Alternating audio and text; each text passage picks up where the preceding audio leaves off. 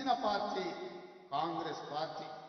నేను అడుగుతున్న మిత్రులారా, ఇవాళ భారతీయ జనతా పార్టీ నాయకులు మాట్లాడుతున్నారు, అఖండ భారత్ అంటున్నారు. అఖండ భారత్ కోసం 100 కోట్ల ప్రజల కోసం స్వతంత్రం కోసం ప్రాణాలు ఇచ్చినప్పుడు మీరెక్కడున్న నరేంద్ర మోడీ మీరు కాదు కదా, కనీసం మీ పెంపుడు కుక్కైనా ఈ దేశం కోసం త్యాగం చేసిందా అని నేను అడుగుతున్నా. ఈ దేశ స్వతంత్రం కోసం కొట్లాడింది కాంగ్రెస్, ఈ దేశానికి స్వతంత్రం తెచ్చింది కాంగ్రెస్, ఈ దేశం కోసం ప్రాణాలు ఇచ్చింది గాంధీ కుటుంబం.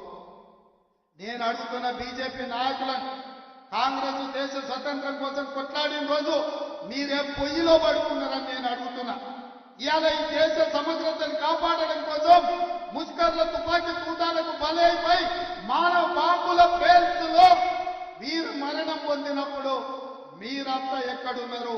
మీ నాయకులు ఎవరైనా ఈ దేశం కోసం ప్రాణాలు ఇచ్చిందా అని బీజేపీ నాయకులను నేను అడుగుతున్నా. అట్లాంటి బీజేపీ ఇవాళ గాంధీ కుటుంబం మీద ఆరోపణలు చేస్తున్నారు. సోనియా గాంధీ గారికి, రాహుల్ గాంధీ గారికి ఈడీ నోటీసులు, ఇన్కమ్ ట్యాక్స్ నోటీసులు, సిబిఐ కేసులు పెడుతున్నారు.